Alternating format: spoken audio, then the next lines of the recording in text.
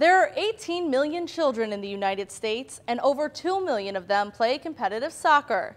But only 20,000 kids play competitive junior team tennis. Naperville News Extra's Kristen Gitchell went to find out what the United States Tennis Association is doing to revive their sport.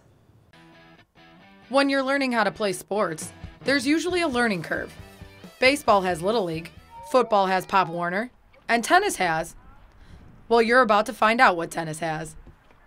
In the United States, there are 40 million youth participants in sports, and over 99% of them don't play tennis. So the United States Tennis Association, USTA, realized something had to be done. Well, we looked at the relevant data because numbers don't lie, and we saw that we didn't have the kind of participation we wanted with youth.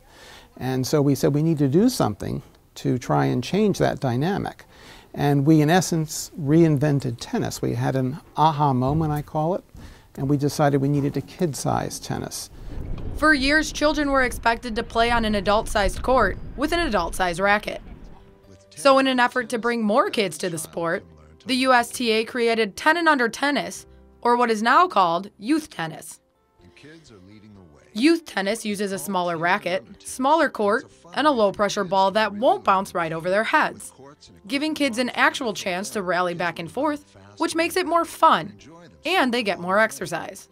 Everybody in the country knows that Mrs. Obama deeply believes in physical fitness in our country. We have an obesity epidemic, and so she started a Let's Move campaign. And she picked 3 sports to feature in that campaign, and fortunately tennis was one of them. And she immediately saw the benefits of our kid-sizing tennis. To really move this idea forward, the USTA had to overcome some obstacles, like getting an industry standard on rules, regulations, and marketing. And after 2 years, they finally settled on format, court size, equipment, and rules.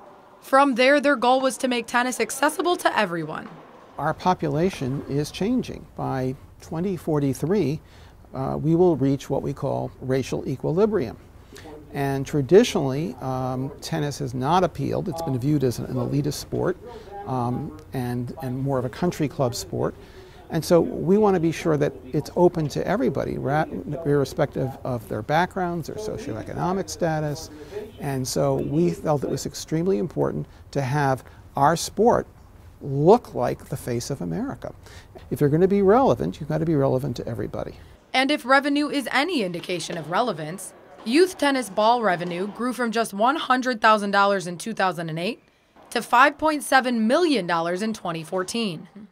With that kind of expansion, why wouldn't Naperville be interested?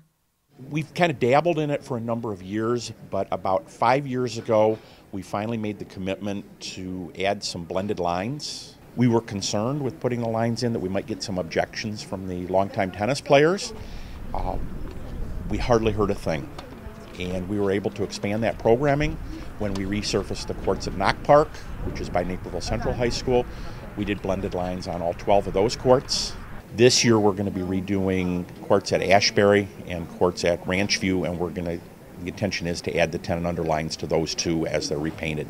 To promote tennis year-round, the outdoor Naperville Park District developed a relationship with the indoor Naperville Tennis Club. And with increasing interest in the game, they had to set up extra classes for tennis instructors. So we're teaching the staff how to do games and make it fun, but yet the kids are learning the strokes, they're learning the form, they're learning the footwork, all in the form of a game versus standing in a line and doing specific technique things. Both the Naperville Park District and Tennis Club have seen growth in tennis classes since the change. But they aren't the only kid-friendly tennis outlets in town. Ace Academy also has youth tennis training, ran by Cesar Morales. Cesar is a USTA high-performance coach and was recently awarded the Professionals Tennis Registry's Illinois Member of the Year. He dedicates most of his time to youth training. We see players as young as 5 to, of course, players as old as 20. We have a player right now training to be a professional player. So, of course, we have players at 5 that all they want to do is just hit the ball and get it back over until, of course, they look for a different goal. So we have all kinds of goals, all kinds of players. But again, the biggest focus for us is to make sure that they love tennis. But this is a youth program. So do the kids even like the changes? Well, it's fun because, you don't want because it's not fun, you lose every point because the ball is going over your head. You could actually have a chance to hit the ball and everyone like here, some people are better, some people are worse, and some people are the same level, so it's like fun to play with them. So when you finally get to yellow balls, your game is really developed, and it's really just what you're ready for instead of just jumping straight in. And one player that's moved up the courts has his hopes set high. I like to stay #1 in the world someday. Hopefully I can get there. Other countries have already adopted this way of learning tennis. In fact, Roger Federer has endorsed it in Europe for a while now.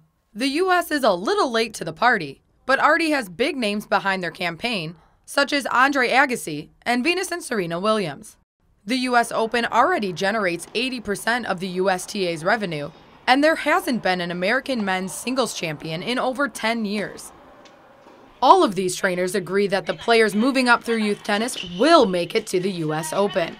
And imagine what the revenue would be then. Youth tennis will shape the future of the sport. I have a vision of blue driveways, much like blue tennis courts, with little nets and maybe chalk or other kinds of lines created by children playing 10 and under tennis in their driveways. If we could have that, we would grow the sport no problem at all. I'm Kristen Gitchell for Naperville News Extra.